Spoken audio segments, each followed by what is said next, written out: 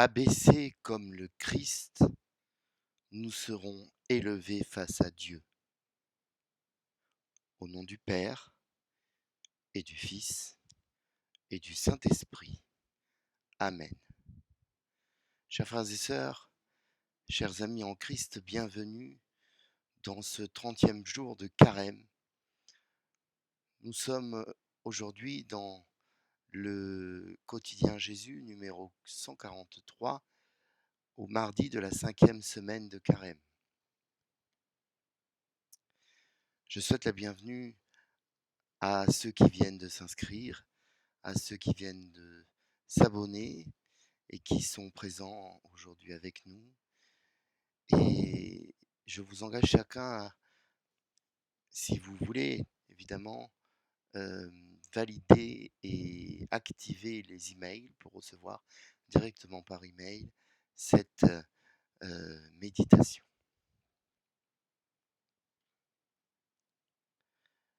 Nous confions cette méditation au Seigneur en priant pour cette nouvelle journée de contestation de la réforme des retraites.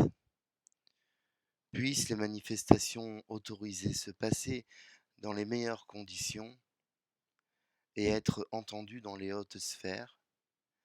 Puisse le Seigneur éloigner le danger de la radicalisation et des violences qui risquent d'avoir lieu en marge. Oui, espérons et bénissons le Seigneur, il est bon, éternel est son amour. En lui, rien n'est impossible. Seigneur, prends pitié. Ô Christ, prends pitié. Seigneur, prends pitié.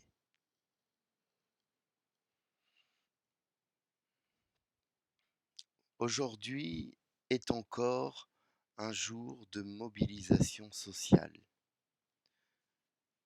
Aujourd'hui, nous allons craindre les violences.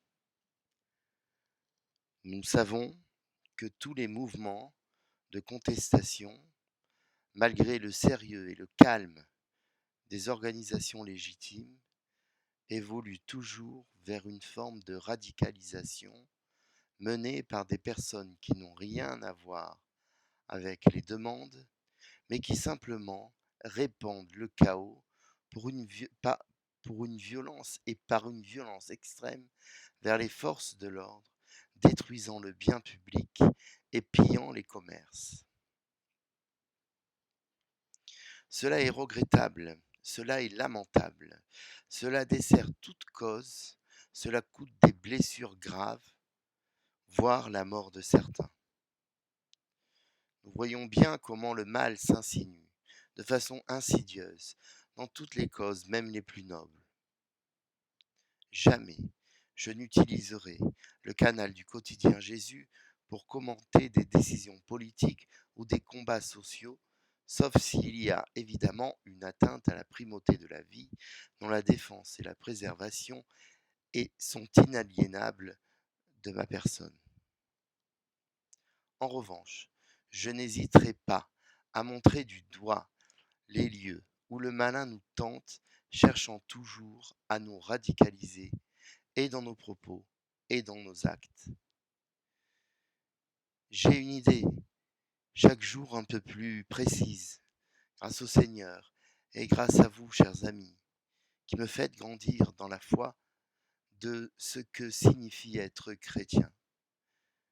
Je crois que le chrétien, à l'image de Jésus-Christ, doit garder un jugement réservé, après une observation méticuleuse des choses et une attitude de grande fermeté face au mal, avec lequel jamais il ne doit communiquer. Que Dieu nous entende.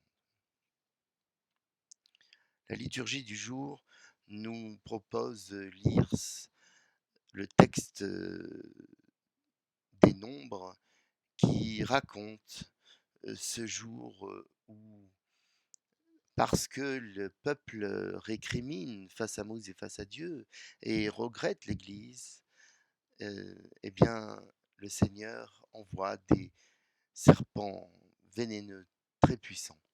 Je commenterai cela dans ma méditation.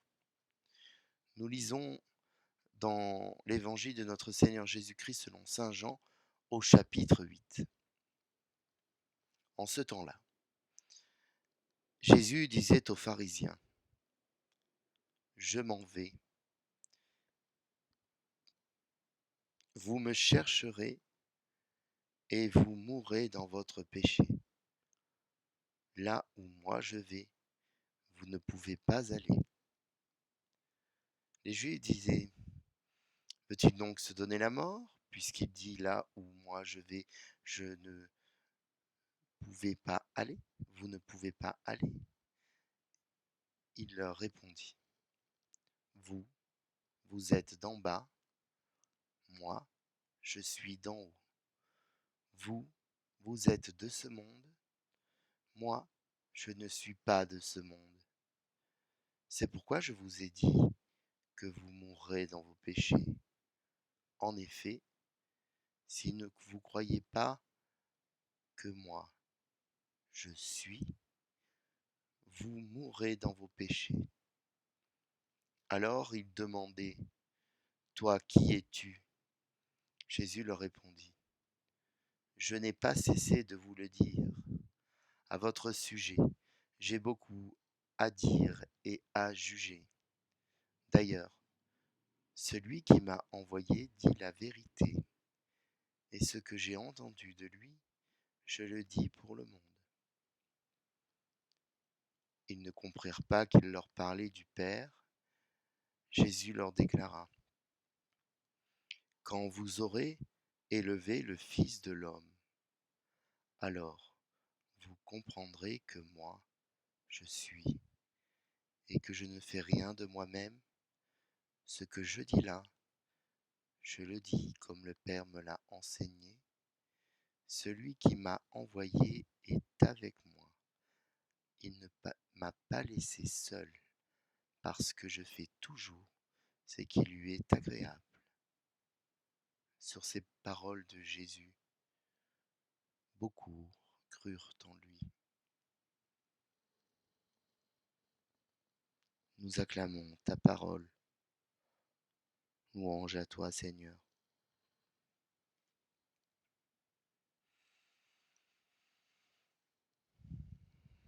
Le peuple d'Israël ressemble à tous les peuples et peut-être particulièrement au nôtre. Voici qu'il vient d'être libéré du joug égyptien et que, dans les premières difficultés du désert, il se met à récriminer devant Moïse et devant le Seigneur jusqu'à en regretter les temps d'affliction où, même si dépossédé de tout ce qu'il était, au moins il mangeait. C'est un peu le syndrome de l'enfant gâté qui finit par ne plus voir ce qu'il a, aveuglé par ce qu'il pourrait encore avoir. Et j'ajouterai avoir de plus.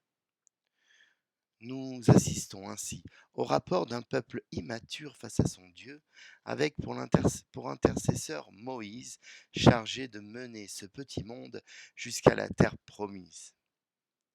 Il lui faudra attendre 40 ans. Et il est vrai que la leçon est particulièrement sévère. Voici qu'une invasion de serpents à la morsure mortelle décime le peuple qui finalement vient s'excuser.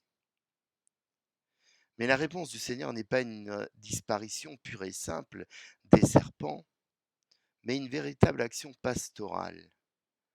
Sur un bâton, placé assez haut pour qu'on le voie jusqu'au loin, Moïse, obéissant à Dieu, place un serpent de bronze dont la seule vue permet de guérir de toute morsure et donc de vivre. Ainsi, le peuple est mis face à sa propre faute, celle qui le conduit à mourir, et pour en guérir, il faut la regarder bien en face. Cet épisode est pour sûr une préfiguration d'une autre élévation, celle de ta croix, Seigneur Jésus, et d'un autre fléau, quoiqu'en réalité le même, le péché. Tu as bien du mal, nous le voyons, à te faire entendre. Plus tu t'approches du jour du salut, et plus le peuple a la nuque raide et la tête dure. Il te pose les mêmes questions, tente de te piéger, et nous t'entendons prononcer le nom divin, je suis, qui n'est autre que celui révélé à Moïse sur l'Horeb devant le buisson ardent, le tétragramme que certains n'osent prononcer et que nous traduisons communément Yahvé. Mais le peuple ne veut pas entendre cela. Certains ont décidé de ta mort, alors tous les moyens sont bons pour t'accabler de toutes sortes de maux et de péchés. Le peuple ne veut pas entendre la vérité, il préfère la division. Oui, lorsqu'il t'aura élevé, alors il comprendra. Lorsque tu seras cloué sur la croix, et la croix dressée face au monde entier, dans ta douleur et ton agonie, puis ta mort, nous reconnaîtrons notre Dieu, celui dont, du côté où la lance sera plantée, sortira de l'eau et du sang.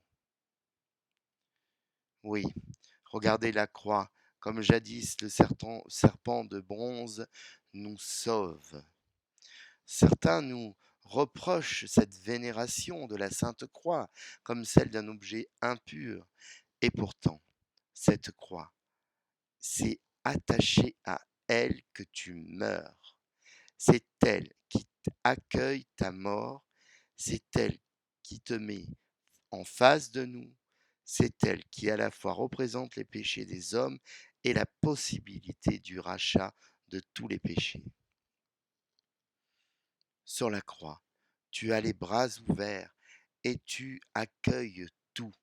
Tu nous accueilles tous là, dans le creux de tes bras, sur la poitrine, comme des petits enfants, et pour nous tu souffres, et pour nous tu meurs.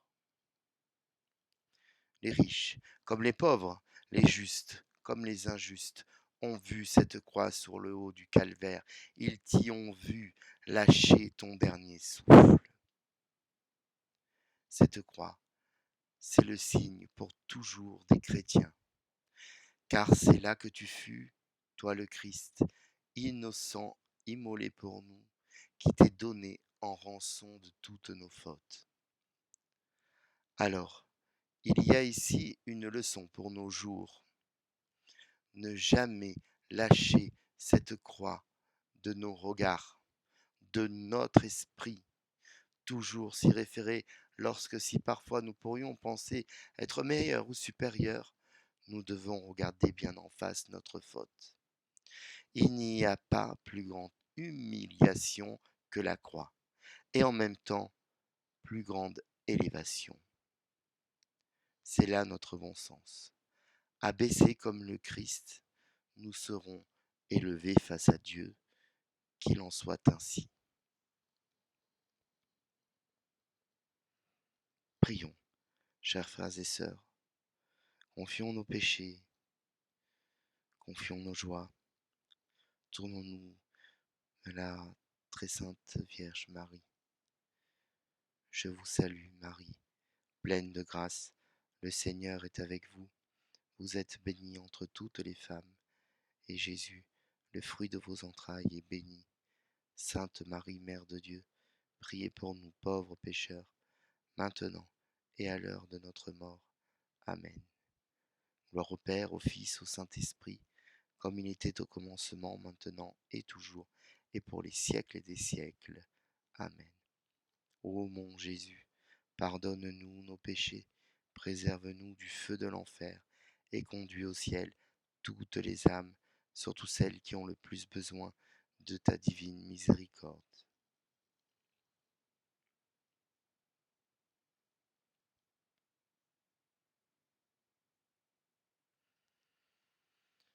Seigneur, accorde-nous la grâce de préserver dans ta volonté et de persévérer, afin qu'au long des jours, le peuple dévoué à ton service augmente en nombre et grandisse en sainteté. Et ensemble, supplions le Seigneur de nous combler de sa bénédiction de Père, de sa bénédiction de Dieu et de Créateur, lui qui pardonne tout, le Père, le Fils et le Saint-Esprit. Amen. Bonne journée à chacun, bon mardi, et je vous dis à demain dans la paix du Christ et la gloire de Dieu. Amen.